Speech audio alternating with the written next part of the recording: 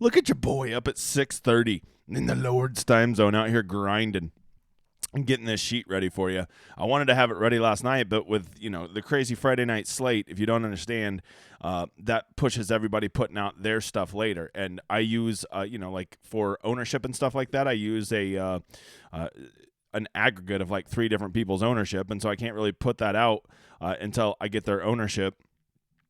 Plus, I like to see how their projections are looking compared to mine, and so that's where we're at. But I'm up bright and early for you. You got this. You'll have this by 8:00 Lord's time zone, so that gives you 3 full hours.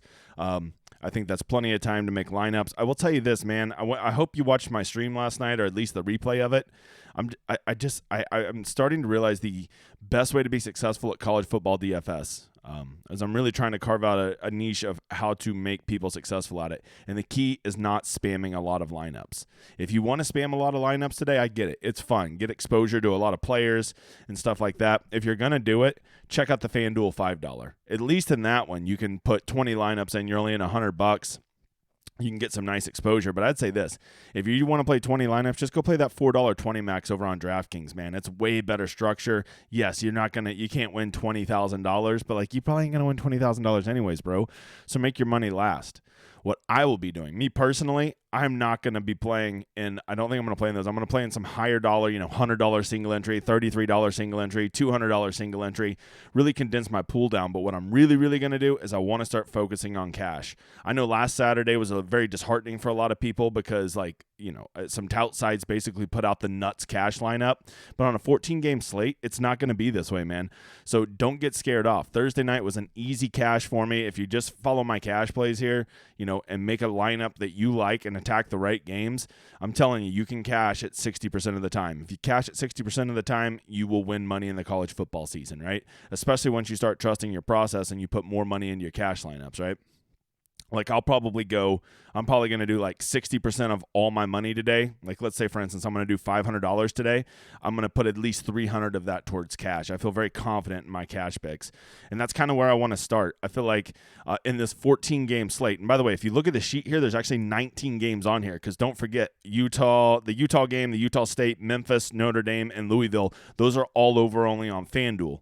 FanDuel doesn't have 5 of these early games. Those are just the games on DraftKings. So if you're wondering, these first 4 rows here, that's 12, and then also Georgia, Oregon, BYU, USF. Those are the DK games, right? And then this one, and this one are all just FanDuel games. You can kind of just fucking tell by the pricing, right? If they just have DraftKings pricing, they're just a DraftKings game. If they got just FanDuel pricing, they're just a FanDuel game. Figure it out, Bob. Okay. So this is already driving me nuts here. Some of these numbers have commas and some don't. But all right, here's what I'm thinking. These games in purple, this is the key to success, right? I truly believe this is the games you should be attacking on. So if you're just playing FanDuel today, you've got 2 games over there, the Louisville-Syracuse and the Notre Dame-OSU game that I think are really good games to attack.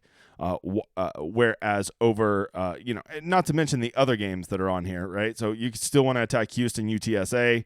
The Florida USF game is not over there. Buffalo, Maryland is not over there, but the UNC App State game would be a good one to attack. So it looks like you have about 3 on each side to attack. And why do we want to attack those? Well, on a 14-game slate, it's overwhelming the amount of choices you have, right?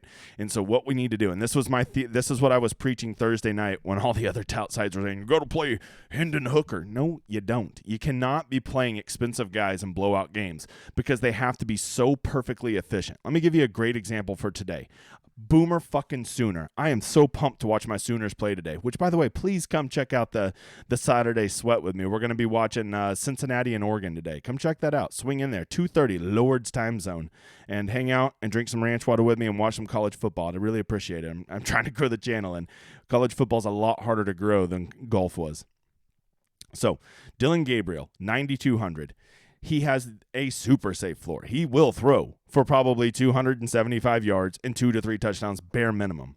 But here's what I don't like about Dylan Gabriel. This is a misconception. You do want to have high floors in cash. You need that. But you also need to have high ceilings. And Hendon Hooker the other night had a super high floor, but he did not have that high of a ceiling because there was no way he was going to get in a shootout game where he was going to score 6 or 7 touchdowns like Spencer Sanders.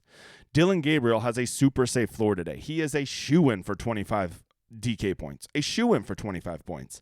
But I don't think there's any way he could get to 40.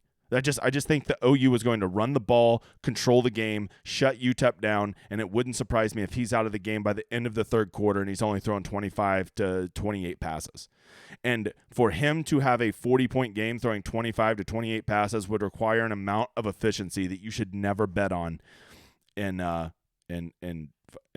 cash game. If you want to play him in GPP, go ahead. But I just think in cash game, a guy like him is a terrible play, right?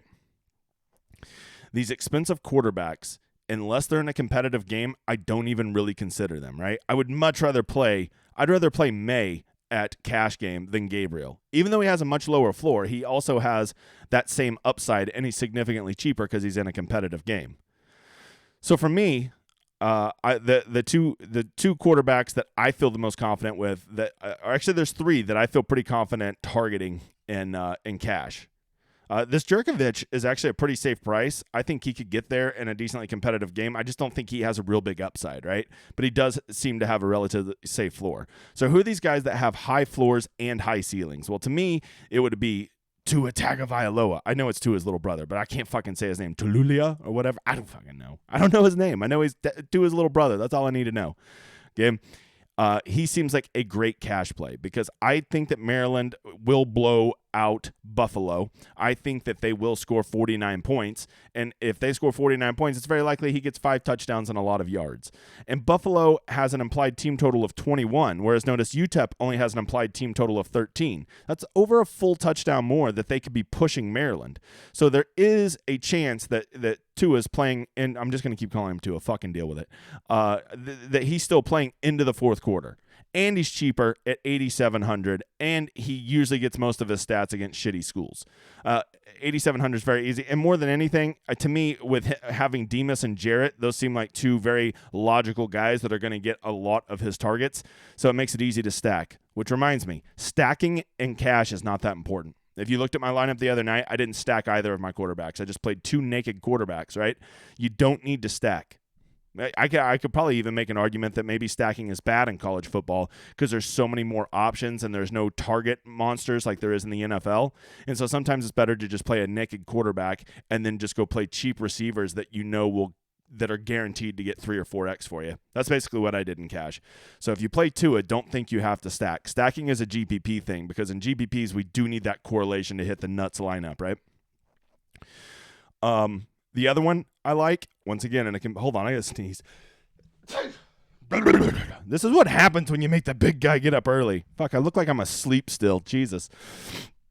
The other one I like is Tune. I feel like Tune has a very safe floor. He's a good quarterback in a game where they have a 33-point implied total playing in a competitive game against UTSA. But he also has high upside because of that. So Tune is another guy that I'll be strongly considering for cash. And then the other one that I think is kind of another home run play for cash is Hall from BYU. He's in what looks to be a pretty competitive game. He has a very respectable price tag, and he is got a high team total. Those are all the things we want, right? So Hall seems very good. So between those 3 quarterbacks, I would say Hall, Tune, and Tagovailoa. You should definitely play 2 of them, right? Because the super flex should always be a quarterback. Take those safe points. They touch the ball every play. Is there a chance that some random slapdick running back or wide receiver outscores them? Yes, but what we're doing in cash is we're taking the safety. So play 2 quarterbacks. All right. At running back, I think you've got to throw this Hampton guy in there. I don't know what his ceiling is, but he's going to get touches. He's an electric player. Let's say worst case scenario, he gets you like 8 or 9 points. Well, at $3,000, that's really not even that bad. That's almost 3x, right? So if he got you 8 points, he almost got you 3x. So it's okay to eat that. If you can make a lineup without him, I guess you can. But, when there's a $3,000 guy that seems like he has about a 10-point floor, you almost got to take that and just move on. Just take your free square. Don't overthink it. And, I think they're going to try to get him the ball. They don't have a clear running back. He's their big recruit, so I like him. And in a competitive game, you got to assume he'll probably be getting touches all 4 quarters, right? So I think Hampton's the free square there at cash. I will be playing him. Some other running backs to consider. I really want to go with these Michigan running backs. They're going to run the ball. They're going to have big games. Problem is, it does seem to be a pretty big timeshare. And you would think, well, if it's a timeshare, I'll take the cheaper guy. Edwards is $5,000, which I think is the smarter play, but that's kind of tricky trying to get the backup running back correct in cash game, right? I dig that play for GPPs because you got to do it just right, but sometimes that backup goes for 35 points and he's the nuts. But in cash, I just can't do it. He is a viable play, but if I'm putting my second running back in, I really like Charbonnet from UCLA. I think he is a very good, safe option. I think he has a nice, safe floor of probably 20 points, and I think he probably has 35-point upside if UCLA is giving up some touchdowns and Bowling Green's pushing them. There is a chance that DTR ends up rushing in some touchdowns or throwing some touchdowns and killing his upside. But, man, I'm telling you, he just seems like a pretty safe play at 7,900, and you've saved so much money by putting Hampton at the other running back. That just seems like a really good, safe place to go.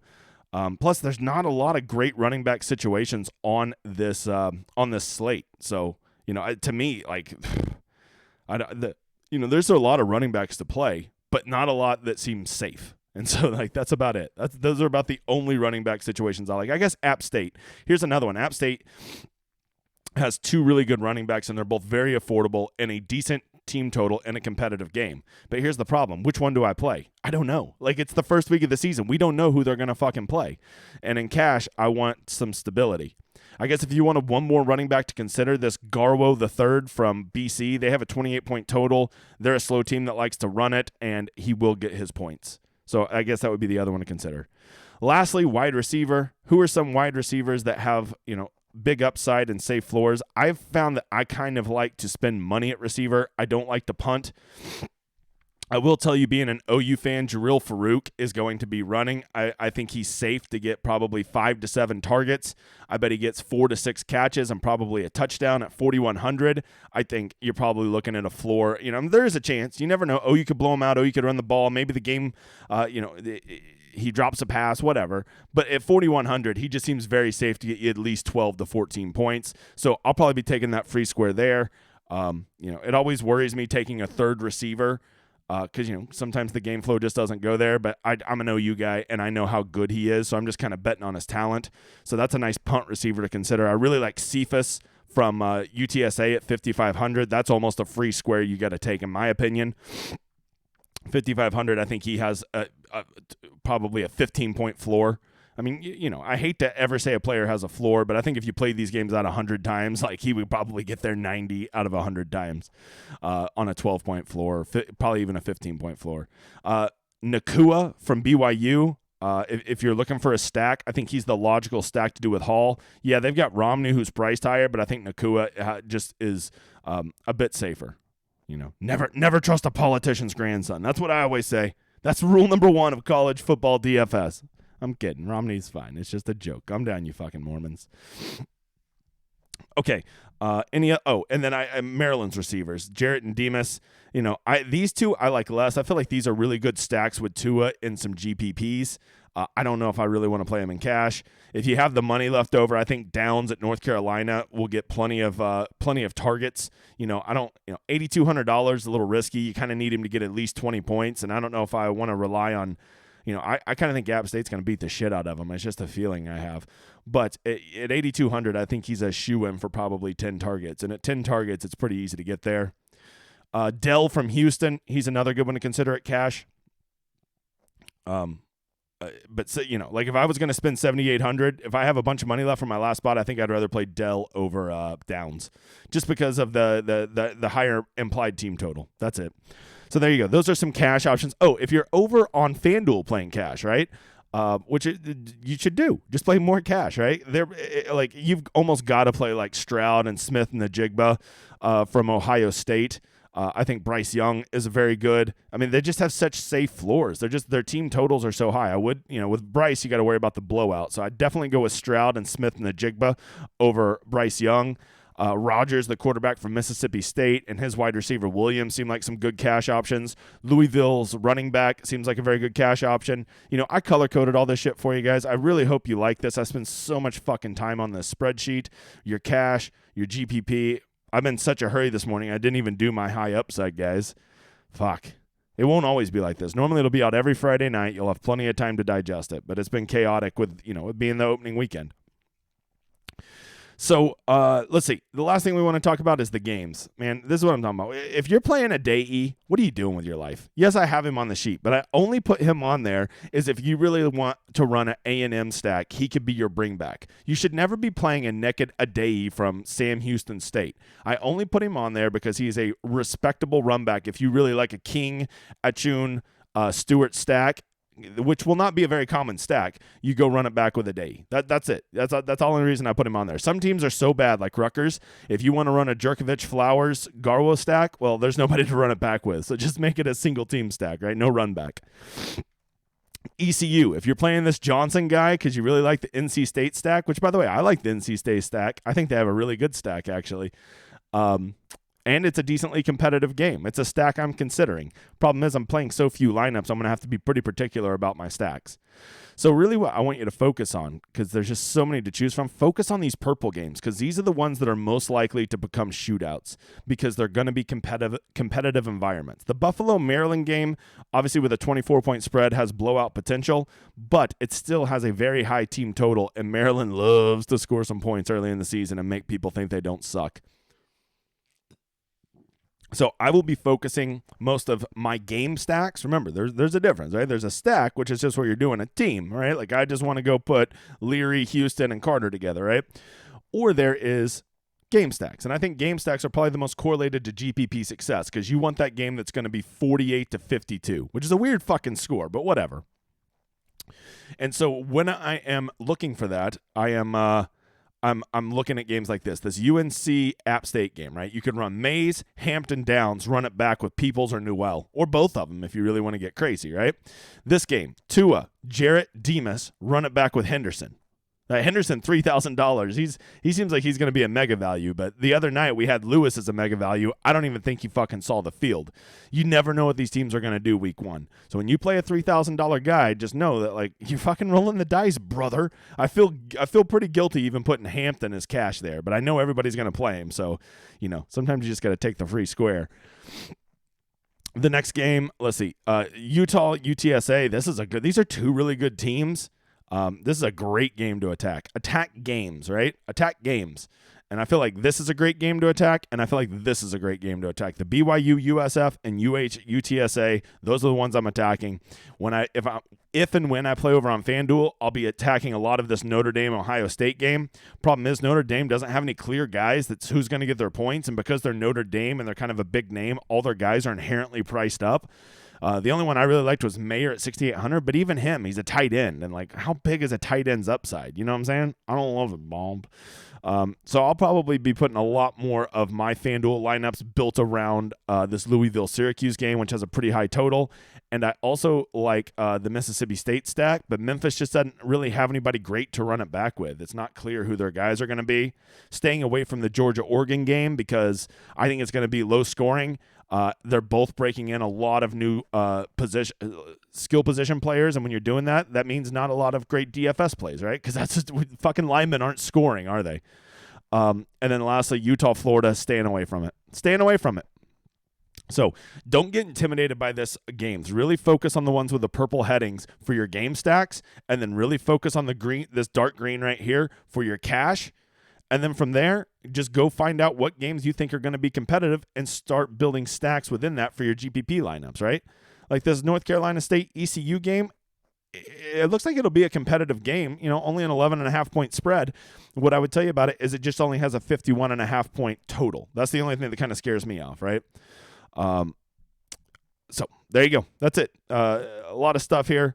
You can see the ownership. So if you're like, man, I want to play this guy, well, maybe let some ownership. If somebody's low owned, let that be your tiebreaker that you should try him out. If you're like, oh, I don't know if I should go with, Leary or whoever, Leary or DTR in my GPP lineup. So maybe let ownership be considered. I will tell you, DTR is a stat monster, but he fucking sucks. Okay, I'm done. I'm going to stop rambling. Got it in 20 minutes. Now you got the sheet. It'll be posted. The video will be posted. Send me some DMs. I'll be up for the next 3 hours until kickoff, making my own lineups. I made the live video last night. Go check that out. I appreciate all you guys supporting me. Please share the word about 2:30 today, the Saturday Sweat. Come check it out with me. Come hang out. Just put it on your screen. Watch TV. Put it on mute. Listen to me. I'm a good time. We'll drink ranch water. I'll see you guys this afternoon.